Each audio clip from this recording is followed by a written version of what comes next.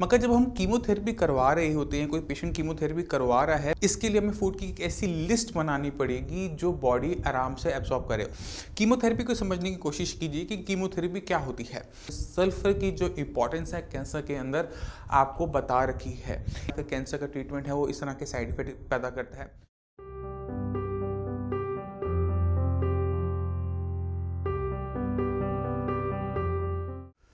नमस्कार, मेरा नाम है डॉक्टर पुरु धवन और आज इस वीडियो में हम बात करने वाले हैं डाइट के बारे में कि कैंसर के पेशेंट जिसकी कीमोथेरेपी अभी चल रही है उसको किस तरह की डाइट लेनी चाहिए। कैंसर से रिलेटेड आप बहुत सारी डाइट यूट्यूब पे देखते हैं कि कैंसर जब हो रहा हो तो आपको मीठा नहीं खाना चाहिए, आपको फ्रूट्स एंड वेजिटेबल्स का यूज़ ज़्यादा करना चाहिए। मगर जब हम कीमोथेरेपी करवा रहे होते हैं, कोई पेशेंट कीमोथेरेपी करवा रहा है तो उसकी जो बॉडी की रिक्वायरमेंट है वो बदल जाती है। कीमोथेरेपी को समझने की कोशिश कीजिए कि कीमोथेरेपी क्या होती है।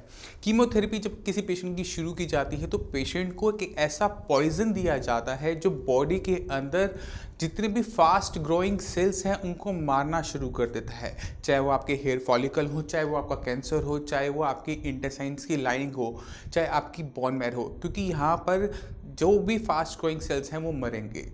तो जब हम ऐसा कर रहे हैं तो सबसे बुरा असर हमारी इंटेस्टाइन्स की लाइनिंग पे पड़ता है, जिसकी वजह से पेशेंट को वॉमिटिंग होना, लूज मोशंस होना एक कॉमन दिक्कत होती है। और कीमोथेरेपी के टाइम अगर ये बॉडी में दम ना हो तो बॉडी बहुत तेज़ी से डिटोरेट होनी शुरू करती है और पेशेंट कीमोथेरेपी करवाते करवाते ही एक्सपायर कर जाता है। या फिर कीमोथेरेपी करवाते समय बॉडी इतनी वीक हो जाती है कि कीमोथेरेपी खत्म होने के बाद भी बॉडी अपने आप को दोबारा से पहले जैसी फॉर्म में लेकर नहीं आ पाती। तो कीमोथेरेपी का जो प्रोसेस होता है वो साइकिल्स के अंदर होता है। अगर हम इस टाइम में सही तरीके से फूड का इंटेक करते हैं, सही तरीके का खाना सिलेक्ट करते हैं तो पेशेंट की सर्वाइवल के चांसेस बढ़ जाते हैं। तो जो डाइट मैं आज आपको बता रहा हूँ, अगर उससे सिर्फ 1% कैंसर पेशेंट जो कीमोथेरेपी करवा रहे हैं उनका सर्वाइवल रेट बढ़ जाएगा तो मुझे बहुत अच्छा लगेगा। अब हम समझते हैं कि डाइट को और बॉडी की रिक्वायरमेंट को। हमने जैसे डिस्कस किया कि बॉडी की जो रिक्वायरमेंट कुछ बदल जाती है क्योंकि हमारे इंटेस्टाइन्स की लाइनिंग जहाँ से खाना एब्जॉर्ब होता है, ब्लड में जाता है, वो ख़त्म हो जाती है। तो हमें खाने को कुछ इतना लाइट फॉर्म में लेना पड़ेगा, इतना एब्जॉर्बेबल फॉर्म में लेना पड़ेगा कि बॉडी उसको फटाफट एब्जॉर्ब करे और बॉडी में किसी टाइप की जो कॉम्प्लिकेशंस आ रही हैं वो कम से कम हो सके। वॉमिटिंग, नोजिया जैसी चीज़ों को हम कुछ हद तक काउंटर कर सकें। इसके लिए हमें फूड की एक ऐसी लिस्ट बनानी पड़ेगी जो बॉडी आराम से एब्जॉर्ब करे और उसमें सबसे ऊपर आता है आपका बोन मैरो। जितने भी बड़े एनिमल्स होते हैं, जैसे आपका गोट है, उसकी जो अंदर जो बड़ी बोन्स होती हैं उसके अंदर होता है बोन मैरो। जैसे आपकी बोन्स के अंदर है उसकी बोन्स के अंदर भी है। तो अगर पेशेंट नॉनवेज खा सकता है, खा लेता है और खाना भी चाहिए कैंसर के पेशेंट को, अगर वो बोन मैरो का सूप लेता है तो पेशेंट के अंदर एनर्जी बहुत लाइट फॉर्म में जाती है, बहुत तेज़ी से उसकी बॉडी के अंदर आपकी एनर्जी गई और इंटेस्टाइन्स की इन्वॉल्वमेंट कम चाहिए इसको एब्जॉर्ब करने के लिए। इस वजह से बॉडी के अंदर जितने विटामिन्स हैं, मिनरल्स हैं, वो बहुत तेज़ी से आपके पूरे होते रहते हैं। तो सबसे ऊपर जो मैं रखता हूँ पर्सनली वो रखता हूँ बोन मैरो को। उसके बाद जो वेजिटेरियन डाइट के अंदर आते हैं वो आती हैं पल्सेस, दालें। तो दालें में अंदर हम दाल अगर हम पेशेंट को डायरेक्टली देंगे, उबाल के कुकर में उबाल के देंगे, तो पूरे चांसेस हैं कि बॉडी उसको या तो वॉमिटिंग में बाहर निकाल देगी या लूज मोशन से बाहर निकाल देगी और बॉडी उसको एब्जॉर्ब बिल्कुल भी नहीं कर पाएगी। तो हमें उसे सबसे पहले बनाना पड़ेगा एब्जॉर्बेबल फॉर्म के अंदर। तो मूंग की जो दाल है, मसूर की जो दाल है, मोठ की दाल है, उसको आपने खूब सारे पानी के साथ उबालना है।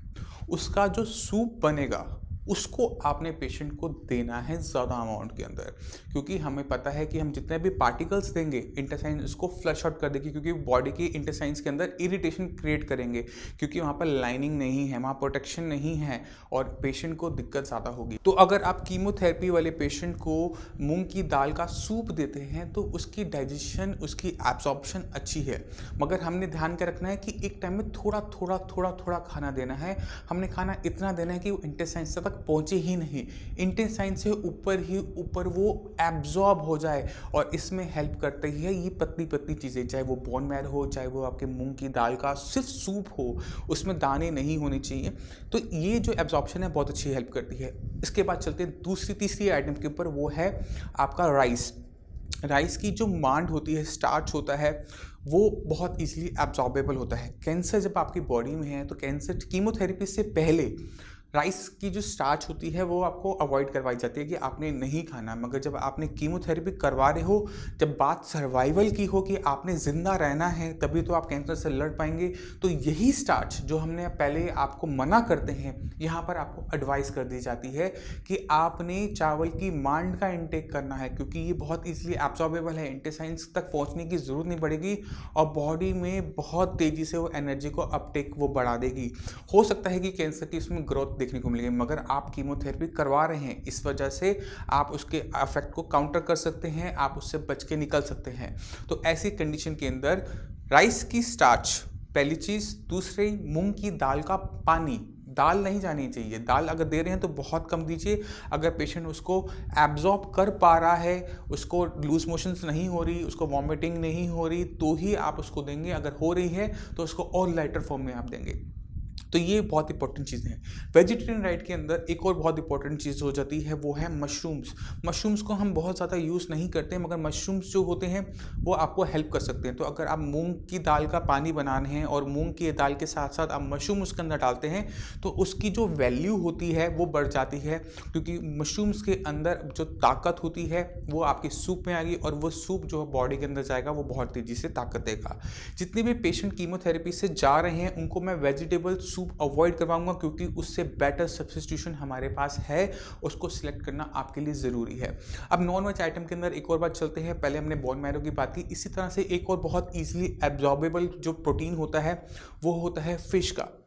फिश को कभी किसी ने खाया हो तो दो चीज़ें उसकी बॉडी में होती है। पहली होती है हीट जनरेशन, ये जो हीट बॉडी में बनती है ये बॉडी को ताकत देती है और आपको उसके जो इफेक्ट है सडन पता लग जाते हैं। तो आप फिश का भी यूज़ कर सकते हैं बोन मैरो के साथ साथ, या उसको अलग अलग टाइप करके कर सकते हैं।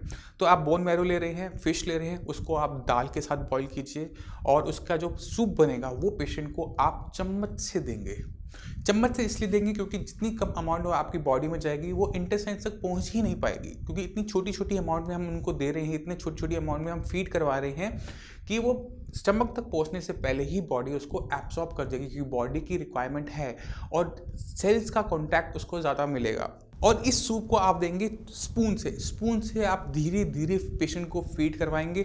अगर आपने ये सूप भी बहुत ज़्यादा अमाउंट में पूरा कप भर के पेशेंट को दे दिया तो आपको उसके अंदर लूज मोशंस वॉमिटिंग देखने को मिल सकती है। तो हमने क्या करना है, इस सूप को यूज़ करना है एज ए वाटर। जो आप पानी देते हैं पानी को निकाल दीजिए। आप ये जो आपको मैंने आइटम्स बताई, इनकी जो आप डिश बनाएंगे, सूप बनाएंगे, उसको आपने चम्मच से धीरे धीरे फीड करवाना है कि जो आपका जो खाना आपने खिलाया वो इंटेस्टाइन से पहुंचने से पहले ही एब्जॉर्ब हो जाए, क्योंकि स्टमक की लाइनिंग भी इफेक्टेड है, इंटेस्टाइन की लाइनिंग भी इफेक्टेड है। जो लाइनिंग आपकी बची हुई है, जो थोड़ा बहुत काम कर रही है, वो उसको आराम से एब्जॉर्ब कर जाए। तो हमने खाना रेगुलर देते रहना है, हर एक मिनट आपको चम्मच देते रहना है।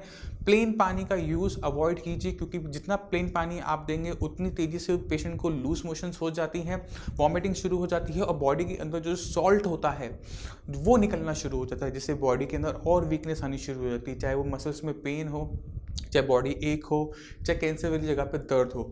तो हमने दो चीज़ों का ध्यान रखना है, हमने ईजिली डाइजेस्टेबल फूड देना है, सूप फॉर्म में देना है, लिक्विड फॉर्म में देना है और उसको फीडिंग हमने करवानी है spoon by spoon by spoon by spoon. अगर ये चीज़ हमने इस प्रोसेस से नहीं की, बहुत तेज़ी से पेशेंट को फीड करवाया, तो पेशेंट के अंदर vomiting and nausea, loose motions आपको देखने को मिलेगी ही मिलेगी। इन टाइप के जो फूड होता है जो मैं आपको बता रहा हूँ, ये आपके पेशेंट को कीमोथेरेपी के प्रोसेस से निकालने में हेल्प करेगी, पेशेंट का सर्वाइवल रेट बढ़ जाएगा। इस तरह की जो डाइट मैं आपको बताता हूँ, ये पेशेंट को समझना बहुत ज़रूरी है, पेशेंट के घर वालों को समझना ज़रूरी है। जब तक वो इस चीज़ को समझेंगे नहीं, तब तक पेशेंट की सर्वाइवल बड़ी मुश्किल हो जाती है। इस फूड में आपने एक चीज़ का और ध्यान रखना है कि इसको ईजिली डाइजेस्टेबल बनाने के लिए इसमें आपने कुछ मसालों का यूज़ ज़रूर करना है, क्योंकि इससे दो फायदे होंगे। अगर पेशेंट को टेस्ट आएगा, क्योंकि कीमोथेरेपी के अंदर आपकी जो टेस्ट होता है वो ख़त्म हो जाता है, और अगर पेशेंट के पास टेस्ट है तो उसको टेस्टी ज़रूर बनाए, क्योंकि जितना ज़्यादा वो टेस्टी होगा पेशेंट उसको उतनी ही खुशी से इंटेक करेगा।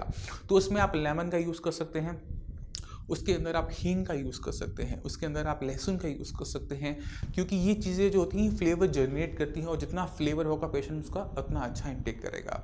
तो हमने इन चीज़ों का ध्यान रखना है कि जब कीमोथेरेपी हो रही है तो फूड का जो प्रोसेस होता है वो बदल जाता है। खाना बहुत ज़्यादा लाइटर फॉर्म में होता है। वहाँ बॉडी को हमने बिल्डअप नहीं करवाना, हमने बॉडी को कीमोथेरेपी की फेज से आराम से निकालना है। तो बॉडी में एनर्जी जाती रहनी चाहिए जिससे बॉडी उस कीमोथेरेपी की फेज को आराम से क्रॉस कर सके। तो ये तो वो डाइट हो गई जब पेशेंट के अंदर कीमोथेरेपी के अंदर साइड इफेक्ट आ रहे हैं, वॉमिटिंग आ रही है, लूज मोशन आ रही है, तो हमने किस तरह की डाइट देनी चाहिए।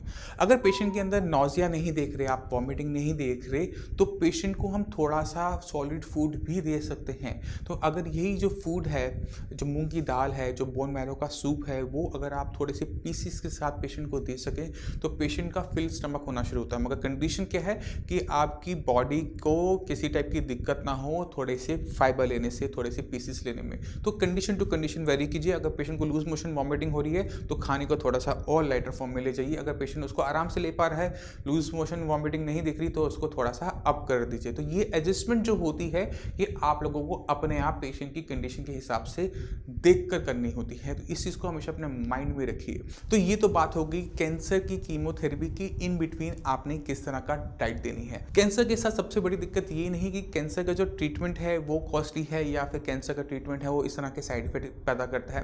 कैंसर के साथ सबसे बड़ी दिक्कत ये है कि उसके अंदर रिकरेंस देखने को मिलती है कि आपने कैंसर का ट्रीटमेंट करवाया, कीमोथेरेपी करवाई, रेडियो करवाया, सर्जरी करवाई, फिर कुछ टाइम बाद आप देखते हैं कि फिर बॉडी में दोबारा से कैंसर जनरेट होना शुरू हो गया।